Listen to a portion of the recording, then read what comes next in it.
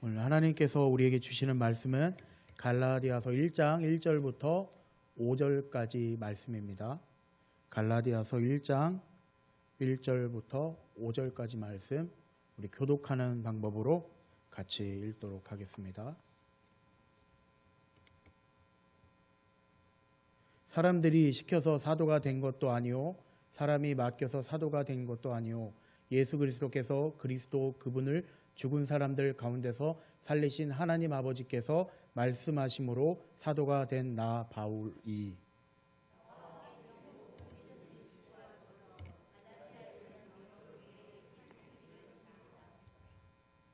우리 아버지 하나님과 주 예수 그리스도께서 내게 주시는 은혜와 평화가 여러분에게 있기를 빕니다.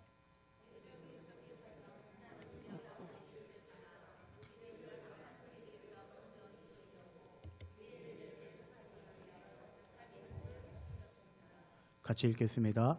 하나님께 영광이 영원 무궁하도록 있기를 빕니다. 아멘.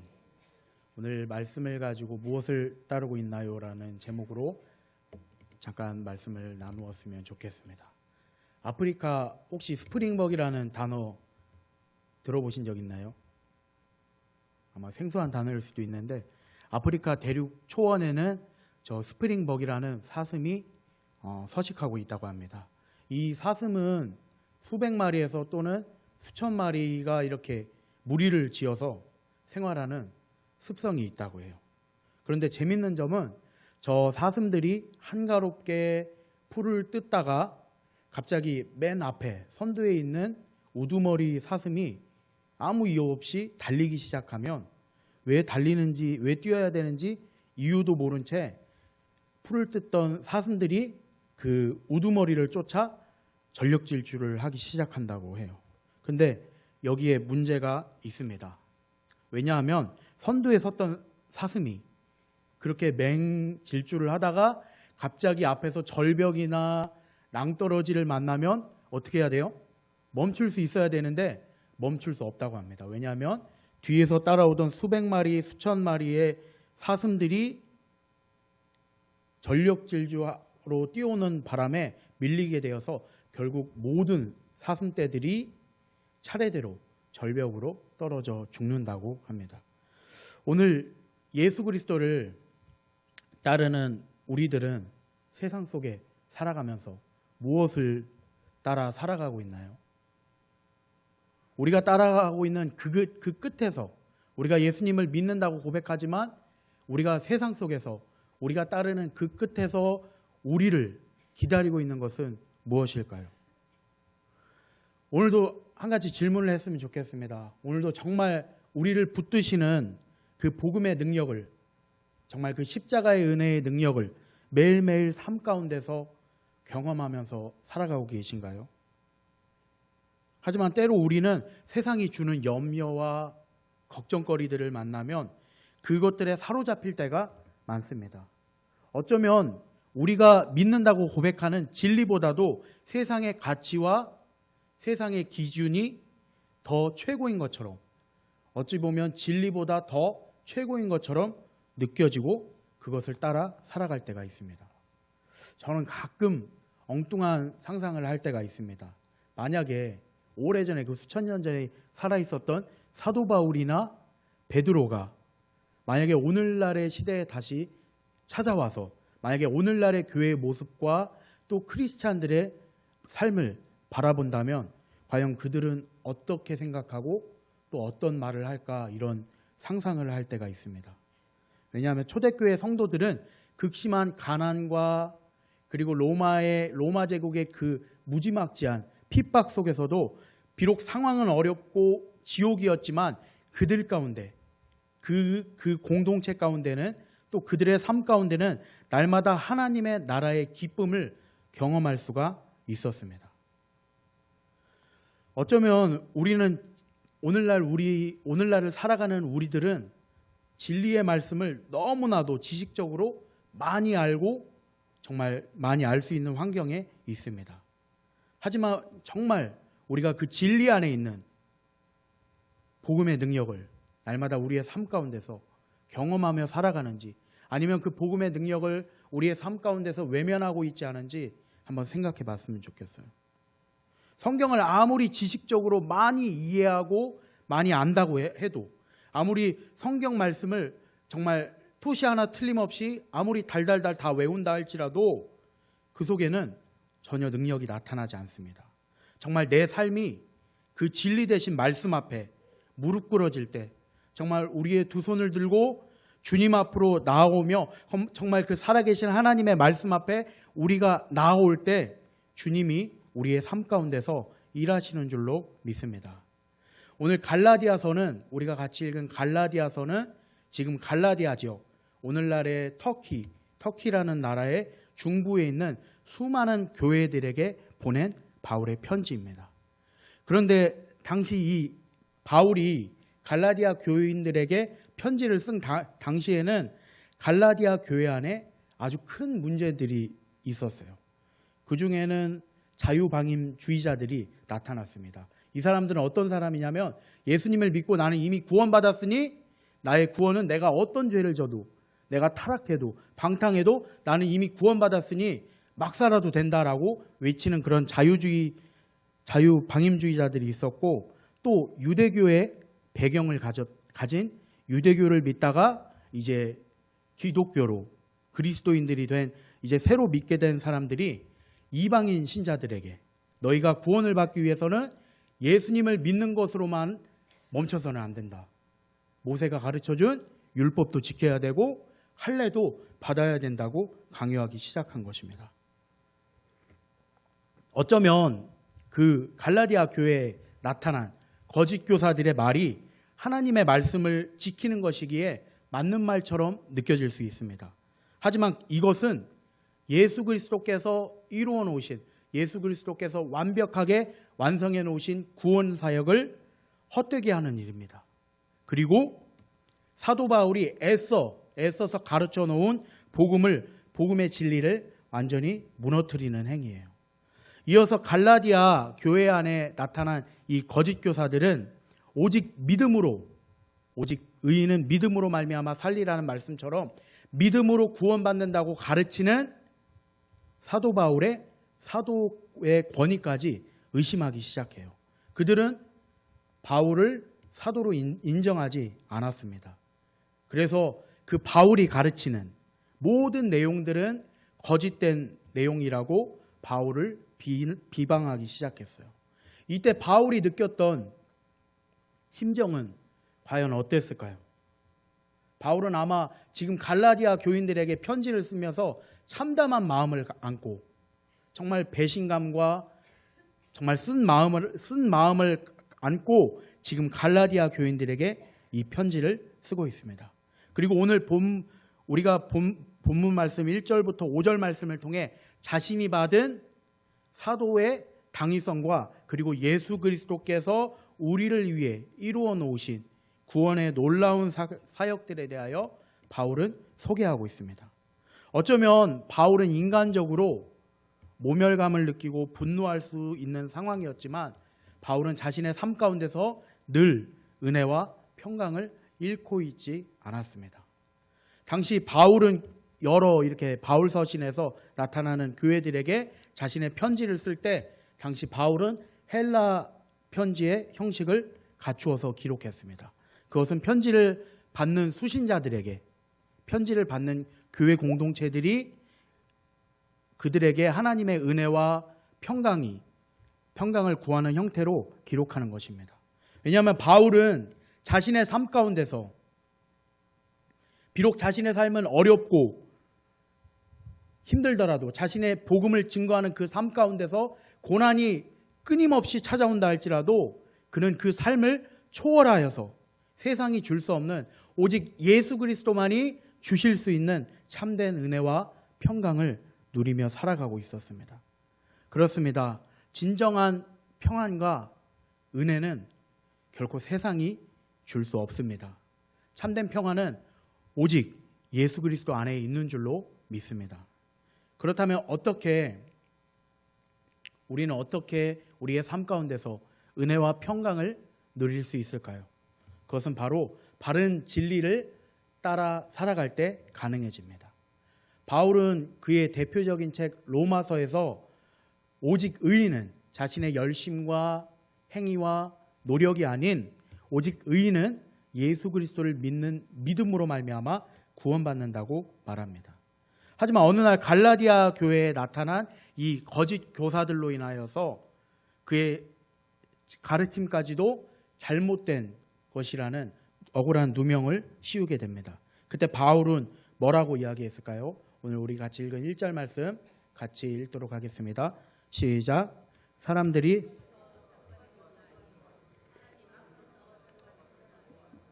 예수 그리스도께서 그리고 그분을 죽은 사람들 가운데서 살리신 하나님 아버지께서 임명하심으로 사도가 된 나 바울.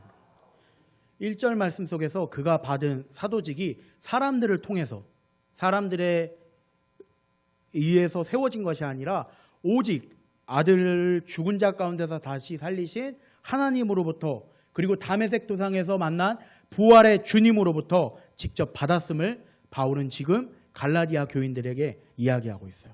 바울은 이전에 어떤 사람이었나요?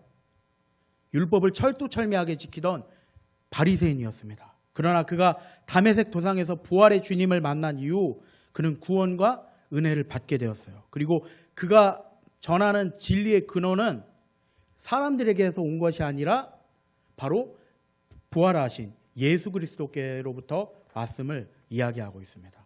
그러나 거짓 교사들은 갈라디아 교인들이 정말 바울이 가르치는 복음, 바른 진리가 아닌 자신들이 만들어 놓은 사람이 만들어 놓은 율법주의를 따르기를 원하였어요.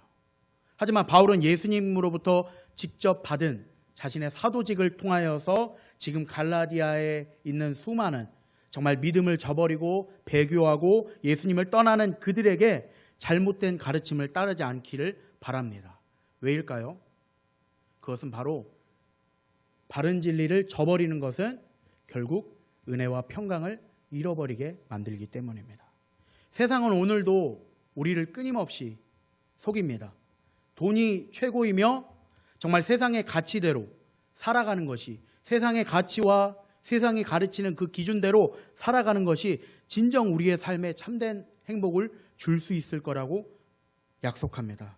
그러나 아무리 많은 돈을 가져도 그 돈이 결코 인간 내면의 깊은 문제까지, 공허한 문제까지, 영적인 문제까지, 정신적인 문제까지 결코 해결해 줄 수가 없습니다.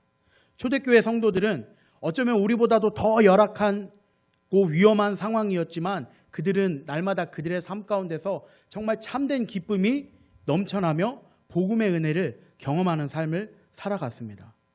그렇습니다. 세상의 방법대로 따라가는 그 삶에는 진정한 은혜와 평강을 경험할 수가 없습니다.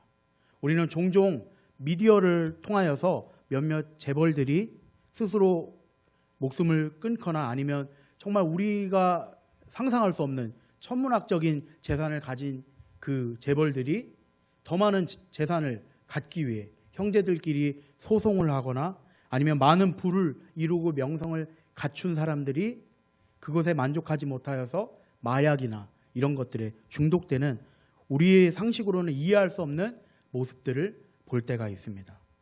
우리는 당장 우리의 통장에 수십억만 생겨도 정말 우리의 모든 근심 걱정이 다 사라질 것 같지만 세상의 방법은 결코 우리에게 평강과 은혜를 허락할 수 없다고 오늘 바울은 우리에게 이야기하고 있습니다. 진정 바른 진리를 따르는 삶 속에 묵묵히 그 참된 진리를 따르며 나아갈 때 우리의 삶 가운데 정말 세상이 줄 수 없는 오직 예수님만이 주실 수 있는 참된 은혜와 평강이 우리의 삶 가운데 넘쳐나게 될 것입니다. 그러므로 어떤 상황 가운데서도 늘 세상의 기준과 세상의 가치를 따라가는 것이 아니라 예수 그리스도만을 따르는 우리 모두가 되기를 소망합니다. 매년 신년이 되면은 사람들이 하는 행동이 있습니다. 뭘까요? 안 믿는 사람들 같은 경우에 많은 사람들이 아주 영험한 무당을 찾아가서 점을 보거나 아니면 올해의 운세를 보는 것입니다. 그런데 한국 기독교 사회 문제 연구원의 조사에 따르면은 2013년 한 해만 19세에서 34세의 청년들, 기독교 크리스찬 청년들을 조사한 결과 개신교 청년들의 절반 가까이가 점이나 이런 무당들을 찾아가 경험이 있다라고 고백합니다. 또 어떤 목회자는 자신의 교회 개척지 임지를 앞두고 하나님 앞에 기도하는 것이 아니라 무당에게 찾아가서 자신이 어디에다가 개척을 하면 좋은지 묻는 그런 목회자도 있다고 합니다. 어쩌면 예수 그리스도를 따르는 삶을 온전히 살아가지 못하여서 우리의 삶에 정말 그 복음이 주는 능력을 경험하지 못할 뿐더러 그냥 형식적인 종교의 생활만 남고 우리의 삶에 평강과 정말 주님만이 주실 수 있는 그 은혜의 감격을 잃어버리고 있는지 모르겠습니다. 오늘 말씀을 전하면서 한 가지 질문을 했으면 좋겠습니다. 우리가 누구를 의식하지 말고 누구를 생각하지 말고 떠올리지 말고 나 자신에게 했으면 좋겠습니다. 진정 나는 지금 무엇을 따르며 살아가고 있는지. 그렇다면 우리가 따라야 할 바른 진리는 무엇인가요? 그것은 예수 그리스도께서 우리를 위하여 이뤄놓으신 위대한 사건입니다. 주님께서 우리에게 은혜와 평강이 넘치는 삶을 주시기 위해 하신 일이 무엇일까요? 우리 4절 말씀 같이 읽도록 하겠습니다. 시작.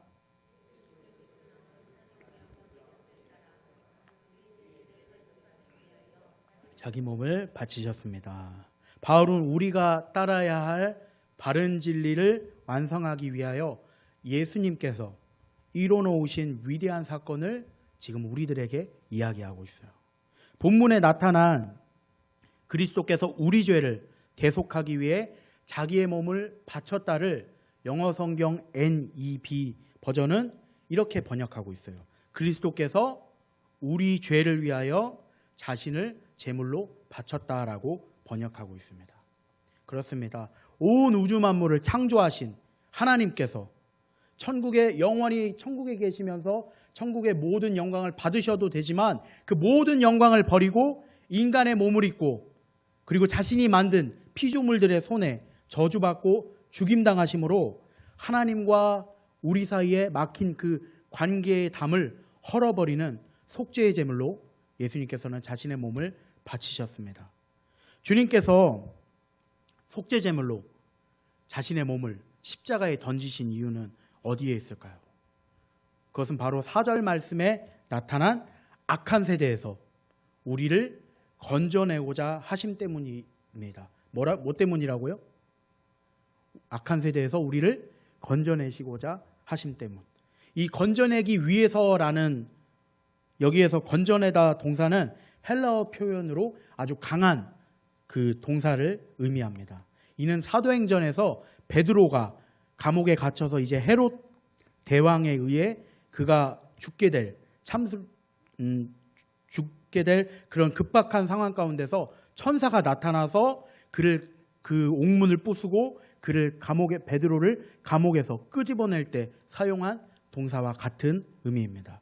또 사도 바울이 루스드라라는 지역에서 어느 날 복음을 전하다가 유대인들에게 돌에 맞고 린치를 당하여서 거의 죽게 되었을 때 하나님께서 바울을 그 폭도 속에서 끄집어낼 때 사용한 동사와 같은 표현입니다. 주님은 속죄제물로 자신을 십자가에 바침으로 우리를 영원한 죄와 저주의 문제에서 끄집어내줘 주셨습니다. 하지만 주님의 목적은 우리를 그 악한 세대에서 끄집어내는 것으로만 멈추지 않아요.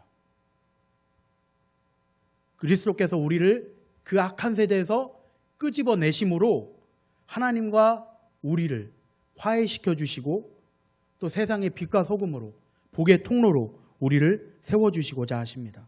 그분은 우리가 세상 속을 살아가면서 이 땅 가운데서 하나님 나라의 기쁨을 누리기를 원하시고 정말 은혜와 평강이 넘치는 새로운 삶을 우리에게 주시기 위하여 우리를 악한 세대 속에서 이미 건져내 주신 줄로 믿습니다.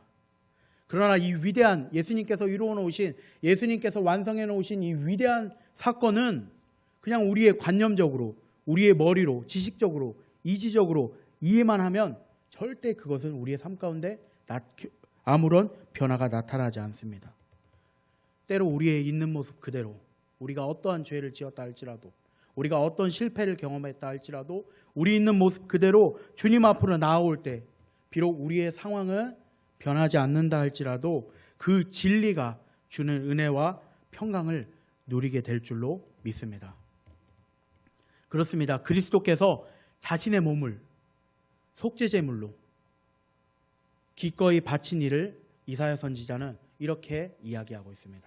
그가 찔린 것은 우리의 허물 때문이고 그가 상처를 받은 것은 우리의 악함 때문이라.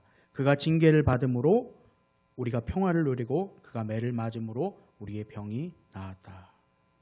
우리의 힘으로는 우리를 집어삼키는 그 평강과 은혜를 빼앗아가는 그 일에서 결코 우리의 힘으로는 벗어날 수가 없습니다.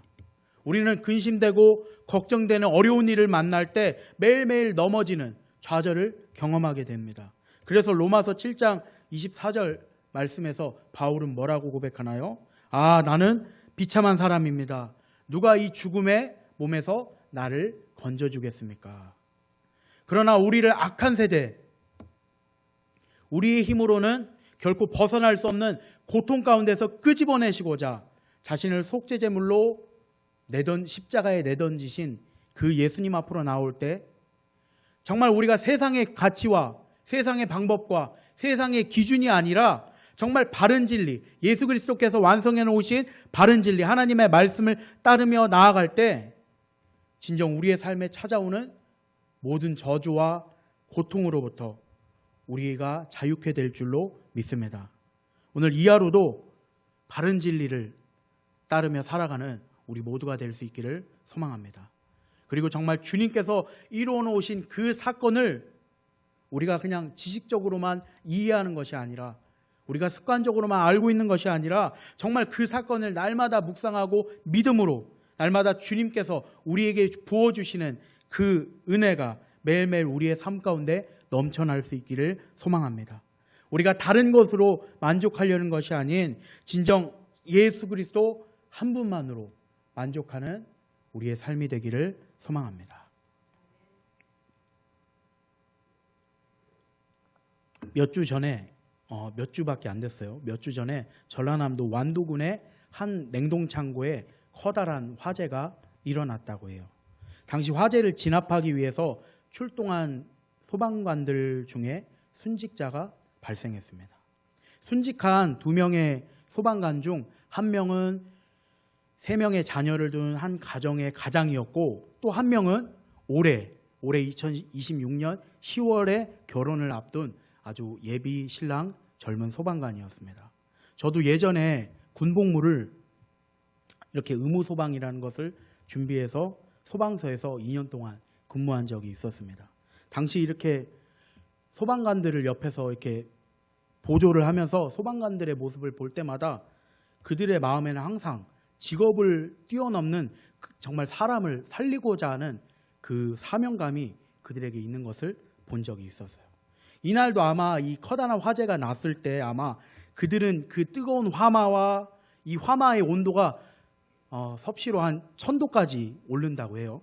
이 화마와 유독가스에 벌벌 떨고 있을 한 사람들을 끄집어내고자 자신을 살리지 않고 오직 산소통과 방호복만을, 그 방호복이 완전하게 그 불을 보호해 줄 수는 없어요. 근데 그 방호복만 의지하고 뜨거운 불구덩이 속으로 뛰어들어갑니다.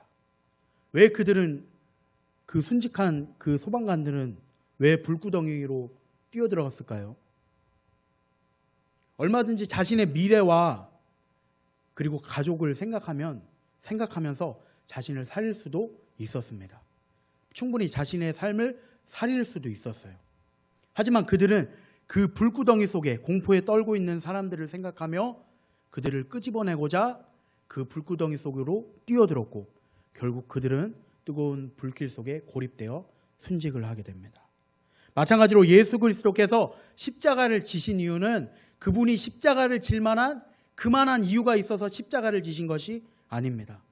바로 나를 정말 내 힘으로는 빠져나올 수 없는 사망의 고통에서, 악한 세대에서 끄집어내고자, 정말 우리의 삶 가운데 정말 하나님만이 주실 수 있는 은혜와 평강이 넘치는 삶을 주시기 위해 예수님께서는 자신을 사리지 않고 십자가의 제물로 자신을 내던지셨습니다.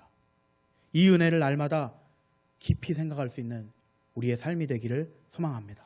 그러므로 바울이 오늘 애타게 갈라디아 교인들에게 외친 것처럼 진정 우리를 자유케 하는 그 바른 진리를 떠나 살아가지 않는 우리의 삶이 되기를 소망합니다.